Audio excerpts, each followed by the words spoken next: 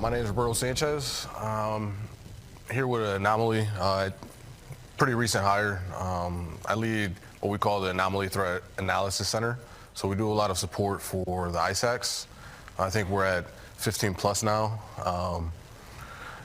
So we provide a lot of tailored intelligence support and facilitation of the ISAC leadership so they can help boost their collaboration amongst their customer base, as well as provide any operational trends. Currently, it's just 2 people right now supporting a globally dispersed ISAC membership. So myself and my colleague Mark Green out of Belfast. So if you guys are a part of any ISACs, if you haven't heard about us or seen our faces, just know that we're still making our rounds. The group is still relatively new, but yeah. All right, so about Anomali, this is kind of our tag slide, where it's a proven capability. That's why we try to promote ourselves out to the ISACs and give our platform free or relatively free, just depending on the type of service that particular ISAC needs, such as like in our Middle Eastern partners take full advantage of even our commercial integration. So they kind of do like a group deal where oftentimes they pay for commercial fees or whatnot as a group and try to get discounted rates. Here on the US side, even in Europe, don't really see a lot of group commercial feeds, everyone getting together, but we provide our platform free of service for everyone, of course with limitations on the platform. So if you guys are part of ISACs and you have seen ThreatStream, just know that that's not the full range of the capabilities of the platform or the company. It's there more just to help facilitate the group. Obviously, we're trusted. Once again, like I said, we're 15 ISACs right now, currently growing. I think by the end of the year we'll be at maybe 20 plus. And what we provide specifically right here at the community is here at the A-TAC. We provide monthly roundtables. I know like a lot of the mature ISACs, such as like a FS ISAC, already has kind of like a monthly or quarterly or even sometimes other ad hoc type of presentations. But for the newer ISACs that are very immature, such as, once again, like in the Middle East or out in Europe as well, we try to bring in a number of our key partners. So we bring in like Flashpoint, Intel 471, Cofense, Symantec, Visa, and then they provide their own unique perspective on the threat landscape as it pertains to that industry vertical. And then another key thing that we like to promote too in those monthly roundtables, it's no sales. It's let the performance and the quality of your product speak to the audience, and then that will sell your product, right? We want to give you an audience, since we have good partnerships, give them an audience, and then let their product speak for themselves. Another thing that we're actively trying to revamp, if you have access to ThreatStream, especially the premium version of ThreatStream, we have Anomali University. So Anomali University provides a lot of how-to guides, visual aids for how to manipulate the platform and try to get a little bit more functionality out of the platform. So we're currently working on a number of workflows and trying to get those use cases and kind of bring them out to more of the video depiction of those manual use cases. So those should be coming out fairly soon. Anomali Forum, once again, Anomali Forum, traditionally it was more designed for like customer service, more of an interactive type of forum to talk about bug fixes. A-TAC, we're trying to incorporate a little bit more of a technical talk. So if you're in ISAC and a sharing item doesn't really meet the criteria of intelligence report, if there's a forum or if there's a item that you want to share, such as you found out a new OSINT technique, or you discovered this new underground forum, or this new threat actor that really, once again, doesn't really rate an intelligence report like a threat bulletin, then just provide it on the forum. People exchange information, and then we can help also facilitate and guide that discussion as well. And investigations and threat bulletins, combining those. So we do a lot of tailored investigations for our ISAC partners. Most recently, we came out with an election security report along with our marketing team, looking at the various 50 states, 5 territories, looking at their online voting registration system, as well as their Secretary of States or Board of Elections, depending on the makeup of that particular state, and to see if they were spoofable. So we provide one-offs like that as well. Once again, just engaging with the ISAC leadership, seeing what is needed for that particular audience, and we're more than happy to put together tailored reports. All right, so A-TAC. Once again, what is it composed of? I already spoke to 2 of those elements, so the Anomali University and the forum, the roundtables and meetups. Here's a visual of our partnerships. Once again, we bring in different partners for different audiences. We do have a partnership with Kaspersky that on the US side, usually the audience doesn't want to engage with Kaspersky. However, out in Europe and the Middle East, Kaspersky is seen as a very valuable security vendor. And once again, one of our key partners, so we also bring them in and they provide their own unique insight on APTs.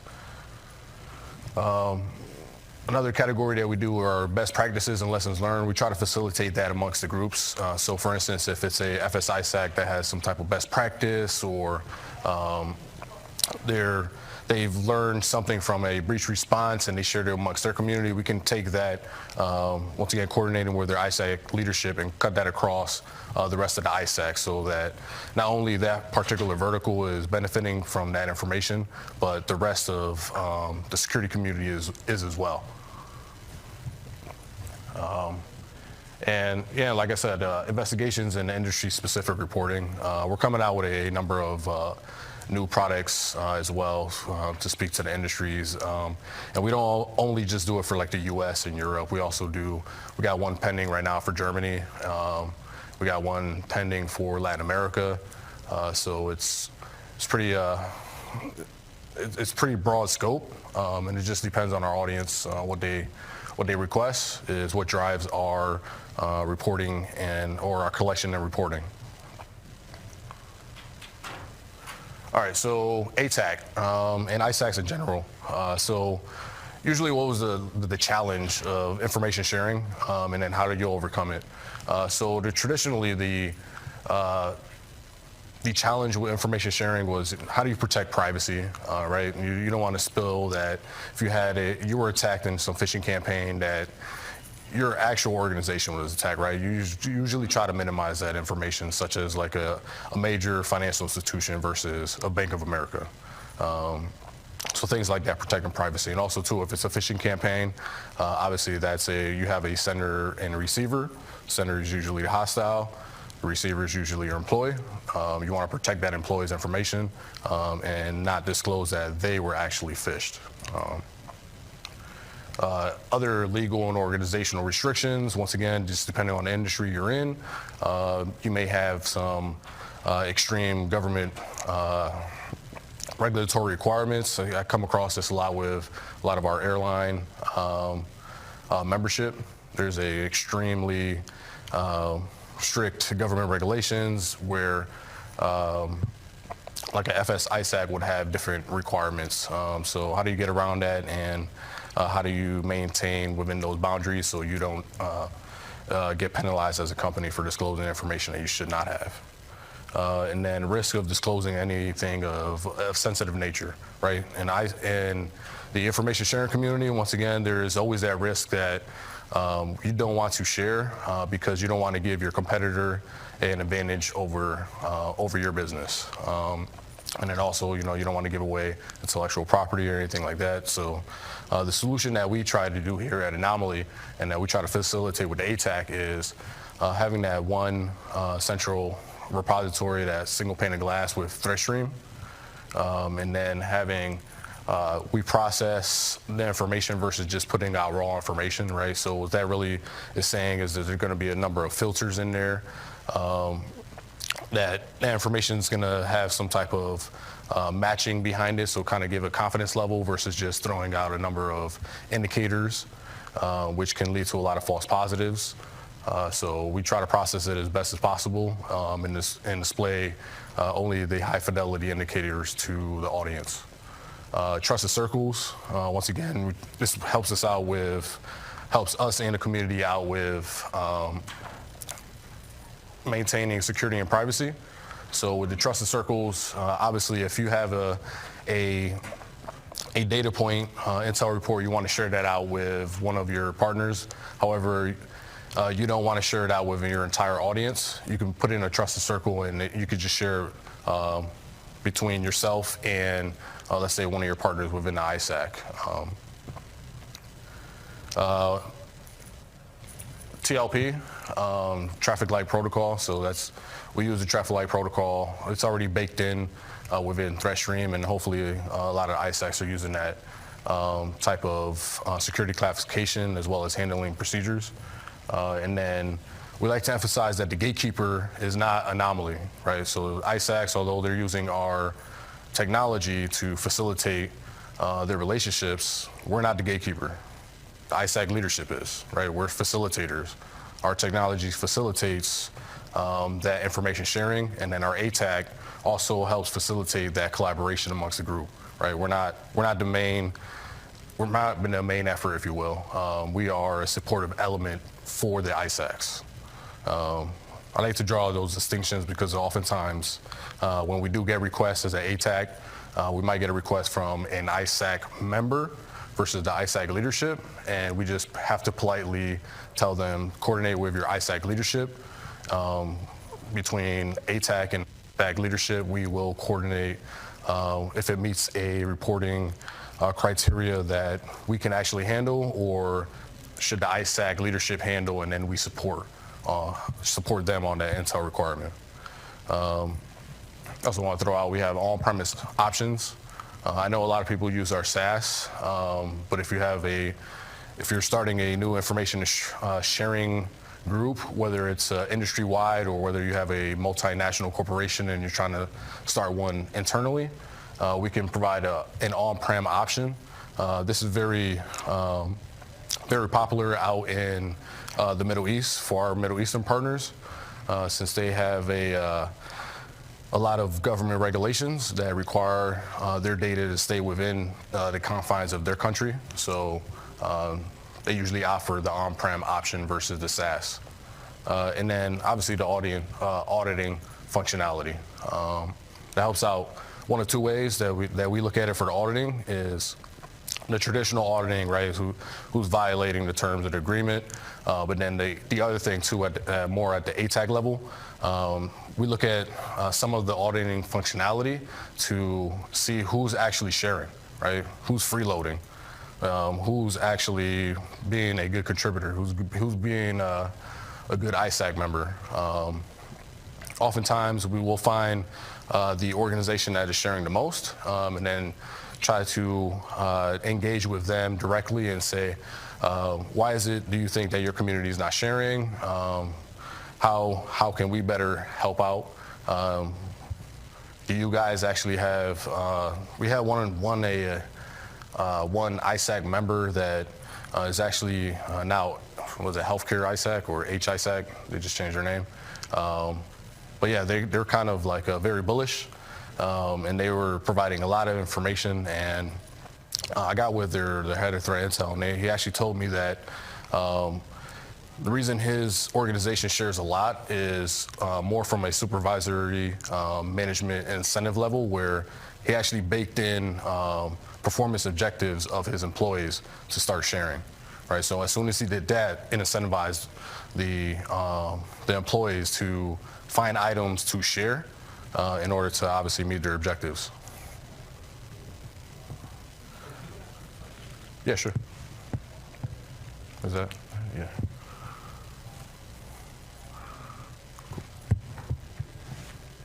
Okay. All right. So protecting the herd, right? Why is information sharing? Why does it really matter, right? So I try to break it down in 4 components.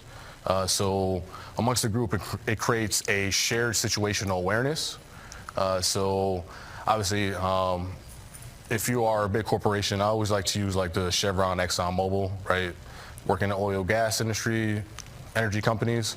If Chevron gets attacked by an APT, are they doing some type of oil exploration in some type of country that somebody might not be aware of? Maybe a Chevron, although they might compete at the network level, right? If they get attacked by a cyber espionage actor, really at the network level, they should not be competing. They should actually be extremely cooperative in order to mitigate any type of risk that one company has over the other. So it goes with the tagline of what we took from the Center for Internet Security is like one organization's detection becomes another's prevention, right? If you worked in the AV industry before or have knowledge of the AV industry, that works really well with the ISACs, right? That tagline, because a lot of stuff is heuristic based. So if it's heuristic based, right, that means someone got attacked in order for them to have that malware to reverse engineer it in order to create a signature. Same as that concept with the ISACs. Someone gets attacked, don't let the entire community get attacked. So heightened understanding of cyber threats. This goes hand in hand with shared situational awareness. However, what I often like to promote is kind of getting out of that IOC state of mind where you're just focusing on IPs, domains, URLs, is what type of behaviors are actually hitting your environment. So you can go ahead and try to get left of the boom. So if you share that, you're getting hit with a lot of botnet activity. Let's say one organization has already conducted an analysis and says that that botnet activity is actually associated with bulletproof hosting providers. If you have that information, go ahead and share it out with everyone to block those domains, IPs from actually hitting their infrastructure. Shared intelligence costs. This is one that I actually see in the Middle East a little bit more, is where oftentimes some organizations might struggle for talent. So they might do some type of chargeback. So let's say one organization has a pretty stellar malware reverse engineer, but let's say he's not getting employed very often. So they'll get together at ISACs and actually share malware amongst each other, send it out to that one employee that can actually reverse engineer it. They'll put together a report and then share it amongst the group. And then with the shared intelligence cost is actually the account chargeback is that if that employee's, let's say his salary is like $200,000, and there's 3 or 4 different organizations, they'll actually share a percentage of the cost of that individual salary so that the entire group benefits. All right, so what type of information should the group start sharing? Observables, I think that's usually like a given. So like the domains, IPs, URLs, file hashes, even mutex, mutex objects. The thing often that I do not see, which I actually highlighted in the red, is attributing factors, right? So if you get attacked by a botnet, your infrastructure gets compromised, maybe someone got a phishing email and they actually clicked on a hyperlink. Sometimes the group members will share that information like, oh, phishing campaign. So let's say, for instance, a TrickBot mall spam campaign was using Swift themed subject lines. Usually that information gets passed amongst the group, right? But what does not get passed is if one of your employees actually clicked on that hyperlink or actually downloaded that macro-enabled Word document, right? That information isn't shared, right? So what actually contributed for your network to be compromised? and then what measures did you take in order to remediate that threat. That information oftentimes is not shared. Trying to promote that you can still maintain the sensitivity of the data and sanitize a report to contribute to the community as best as possible. So go through the entire, not just go give the threat, actually give the the capabilities that were employed, actually give the mitigation steps that were taken, and then the preventative measures that were employed after the attack, such as like investing in a new next-gen firewall, things of that nature.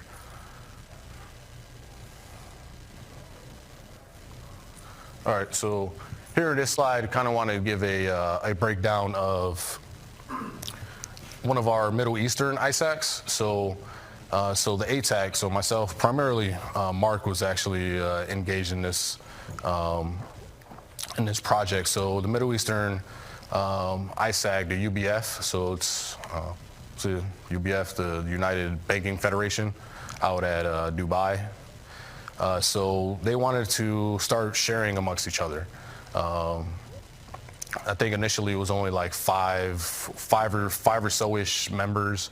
And then within about 6 months of primarily Mark providing a lot of the round tables, a lot of like tailored information or intelligence reports to this audience, it actually skyrocketed up like over 300% is all the participation, right? So like we started seeing a lot of groups sharing information of like phishing campaigns, right? And this example up here is one of the groups actually sharing.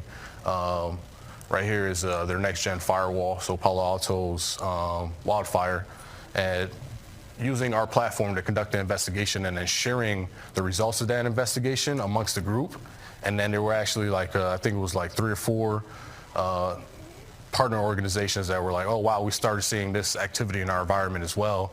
And then they were able to block it within a very short time frame, which obviously this caused a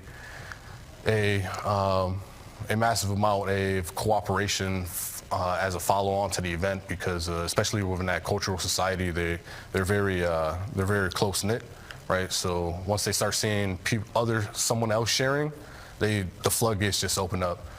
So we're kind of trying to take that type of approach here on the U.S. and Europe side, and hopefully we can replicate the same success. All right. So just briefly, how can A-TAC help, right? So once again, for the ISAC leadership, and if you're an ISAC member, I recommend pushing your ISAC leadership to coordinate with the A-TAC. So how can we help? Provide trend analysis. But once again, like I mentioned before, the gatekeeper is the ISAC leadership. So we coordinate with the ISAC leadership, but if we're not provided access to a trusted circle within your ISAC, then obviously we can't provide a trend analysis, right? Because we don't have access to the data. But what we can provide, if we're not given access to that data, is industry-specific reporting. But once again, it's not going to be as tailored as it could be if we were provided access to that trusted circle to kind of see that information and consolidate it for the group and give that our assessment on what's actually happening.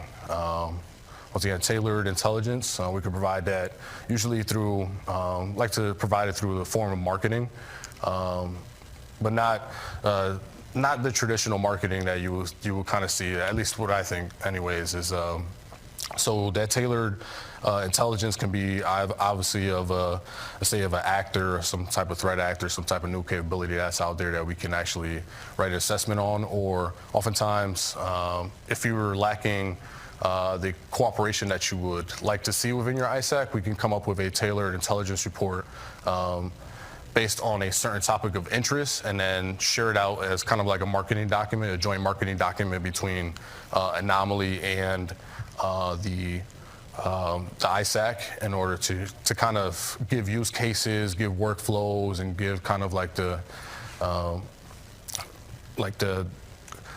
type of things that you can actually explore if you actually start participating within that group. And then the services, like I mentioned before, we do a lot of monthly roundtables. Mark primarily leads this up, brings in a number of different partners, one partner per session. And once again, it's non-sales-ish. It's to speak to the threats that are seen amongst that industry vertical.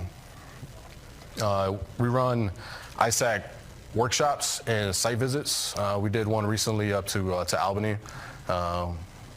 Prior to us releasing our election security report.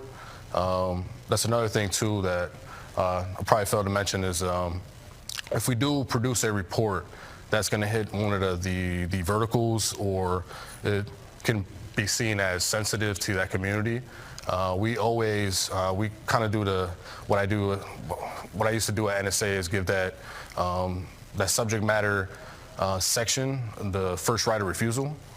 So if we create the report, coordinate with the ISAC and say, hey, can you guys review this? Give us your feedback, some comments on there, and if possible, provide a quote once we submit it out to a marketing document.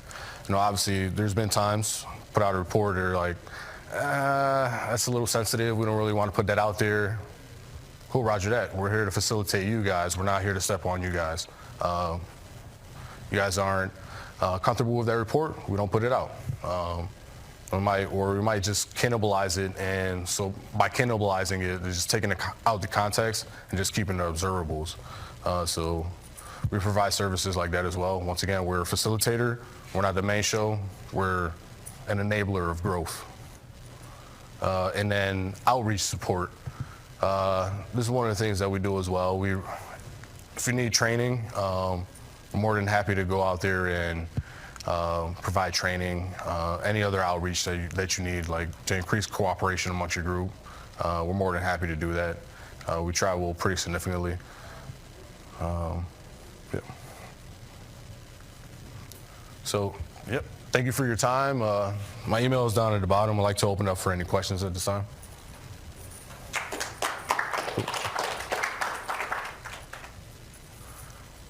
Sir.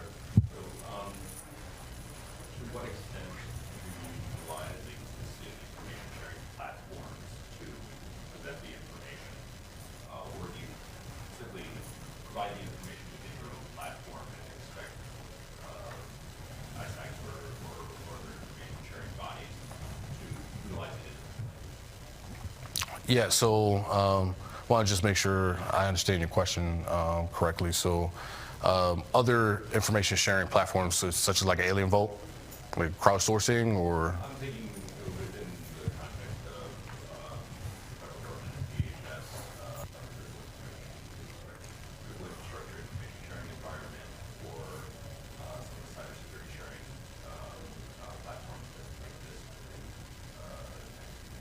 Okay, so yeah, if our flagship product ThreatStream is resident at that ISAC, then we like to share through our ISAC or through our technology, and then we promote the members to share it, their information through there as well. I know there's a number of ISACs that we have competitive solutions also ingrained within that ISAC community. But once again, we promote sharing it through our flagship product, because usually in those situations, our flagship product is the main product, and everything else is kind of underneath the hood to help out with like analytic workflow, or sometimes I actually came across a couple of ISAC members that were pretty adamant about their tools, right? I'm an analyst, I'm a researcher, and I love my tools. So I can empathize with that. However, because of their agreements, that information has to be shared through ThreatStream. Between us and the ISAC. Yes. Are there APIs such as were discussed in the session that are available to import data from ThreatStream? Something, really not exclusively, but more used like should. Yeah, so definitely correct me if I'm wrong, Alex, but for the most part, our ThreatStream product, It has a number of integrations, right? Like you guys heard in the meetings today. However, for the ISACs, it's a little bit neutered, right? And it's neutered for a reason. It's like to give kind of a preview of our product, free product, right? So some of the APIs may not be active. Once again, it all depends on the ISACs, on the original agreement, as well as the free ISACs more than likely may not have all that functionality. But if an ISAC actually pays for premium services, then that commercial version of ThreatStream is that a price is shared amongst the group, so they would benefit from those different integrations. I know MS ISAC and /EI ISAC have created a number of, I want to say harvesters. You guys have harvesters or APIs? So they created some of like third-party APIs that can take that information and ingest it into like their IDS or whatever other security technologies they have. Is that accurate, Alex? Yeah. Okay. I'll just add one minor point. We off the shelf support the taxi, six taxi product for exchange connect. So all of our ISAC platforms support six taxi. As long as your SharePoint or whatever thing you want to integrate with and read in taxi or information via six taxi, the answer to your question is yes. So clearly, like a SharePoint platform would be Totally. designed to do that, but if it's the middleware that would extract certain stuff out of that, or it would take fuse data from the thing and then have some API out to a SharePoint platform where instead of it being the nuts and bolts, it's big picture stuff that gets shared. That's possible. Absolutely. Cool, thanks. Do you have any other questions? Sir?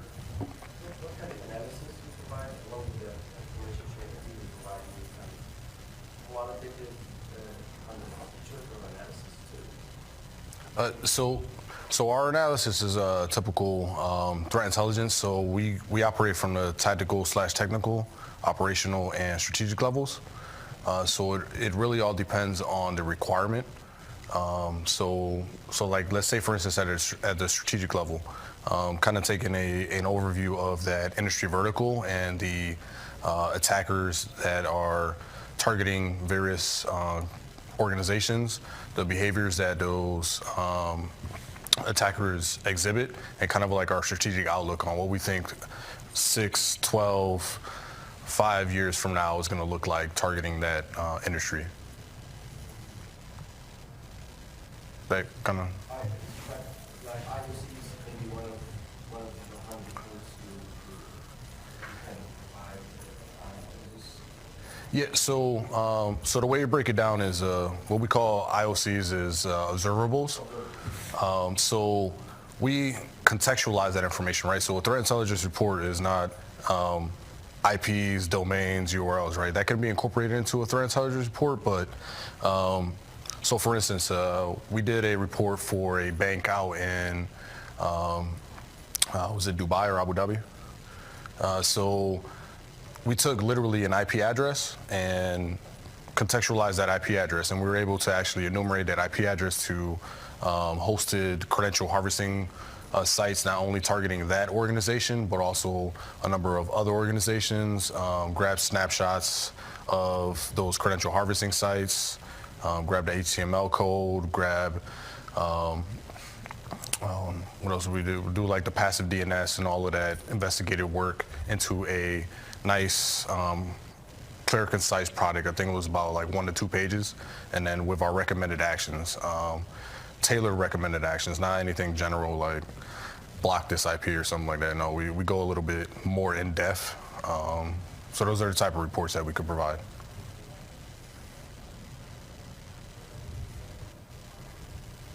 All right. So, all right. Well, this concludes my brief. Thank you, everyone, for your attention, and hope you guys have a good day.